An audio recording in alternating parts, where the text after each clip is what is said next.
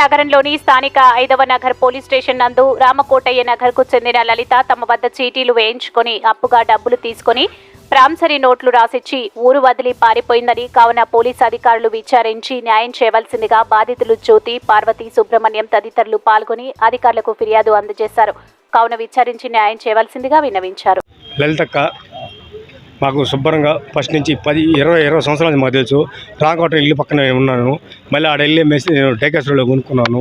నమ్మకంగా బాగుండింది. నేను చీటీ డబ్బులు కట్టుకుంటా చేసుకుంటా ఉన్నాను అని నా పెద్ద కూతురికి ఆడే పెట్టినాను. డబ్బులు ఇస్తే నమ్మకంగా మళ్ళీ ఇచ్చింది. మళ్ళీ ఇచ్చిన తర్వాత చిన్న కూతురికి డబ్బులు పెట్టుకుంటున్నాను. మళ్ళీ సరేలే, ఎందుకంటే మా భార్య కూడా ఎందుకు ఖర్చు అయిపోతాయా, మరి ఆడేద్దాము, మేము బ్యాంకులో వేద్దామన్నా. ఎందుకులే, మనకు ప్రామిస్ రోడ్లు ఉన్నాయి. రాసిచ్చింది. రాసేవాడికి అని చెప్పింది. నాకే 2.5 లక్షల రూపాయలు డబ్బులు ఇవ్వాలా. ఇప్పుడు నేనేం చెప్పాను, రేపు నెలలే మార్చి పెళ్లి సంబంధమ్మా నిశ్చితార్థం చేసుకున్నానంటే పెట్టుకో సుబ్రహ్మణ్యమా, నీకు నేను ఉన్నాలే అని మాట్లాడింది.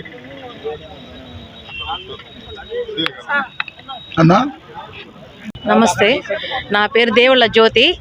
మాది కొత్తూరు, రామకోట నగర్, రాజారెడ్డి నగరు.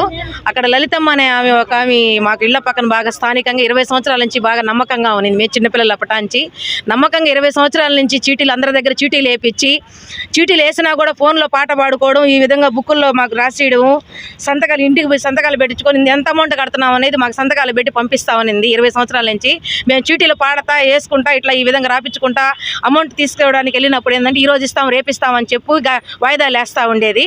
వాయిదాలు వేస్తా కూడా కొద్దికాలం కిందట చీటీ పాడినప్పుడు ఇచ్చింది నమ్మకంగా. మళ్ళీ ఒక 6 నెలల నుంచి చీటీ పాడినాక ఒక్కొక్కరికి ఏం చేసిందంటే చీటీలు పాడిన వాళ్ళకి ఒకరికొకరికి తెలియకుండా ఈరోజు ఇస్తాను రేపిస్తానని చెప్పేసి మాకెవరికి తెలియనీయకుండా ఒక 15 రోజుల కిందట ఇల్లు ఖాళీ చేసేసి వెళ్ళిపోవడం జరిగింది. ఆమె ₹1 కోటి ఆస్తుంది. ఒక 20 సంవత్సరాల నుంచి బాగా నమ్మకాన్ని ఏర్పరచుకొనింది.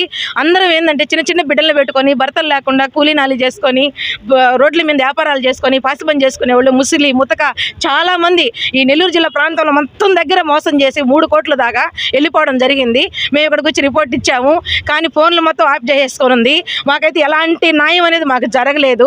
మేము కష్టం చేసుకొని రూపాయి కూడా పెట్టుకొని మా బిడ్డలకు చదువుల కోసం, పెళ్లిళ్ళ కోసం, ఆరోగ్యం బాగలేని వాళ్ళ కోసం, ఆపరేషన్ల కోసం రూపాయి ఉంటుందని చెప్పి పింఛన్ డబ్బులు ఇంకొంత ఎగేసుకొని కట్టిన వాళ్ళని చాలా మంది ఉన్నాము. దయచేసి మొత్తం ఉన్నారు ఒక 150 మంది, ఇంకా ఎక్కువ ఉన్నారు తెలియని వాళ్ళు. మేము ఇక్కడికి వచ్చామని కొంతమందికే తెలుసు, ఇంకా తెలియని వాళ్ళు టౌన్లో, టౌనర్స్పేట, మొత్తం నెల్లూరు చాలా దగ్గర చాలా ప్రాంతాలలో కూడా ఉన్నారు. బయటికి రావడం లేదు. ఒక్కొక్కరికి 50 లక్షలు, 27 లక్షలు, 3 లక్షలు, 4 లక్షలు, 30,000 కాడి నుంచి 50,000 కాడి నుంచి చాలా జనాలకి మోసం చేసింది. అందరం పేదోళ్ళము. మాకు దయచేసి సహాయం చేసి మీరు న్యాయం చేయాలని కోరుకుంటున్నాం.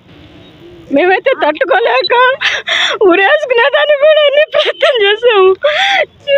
27 లక్షలు మా భర్త అయితే ఇంటి నుంచి తరివేశాడు. మాదంతా గవర్నమెంట్ అని కానీ ఘోరంగా ఉంది.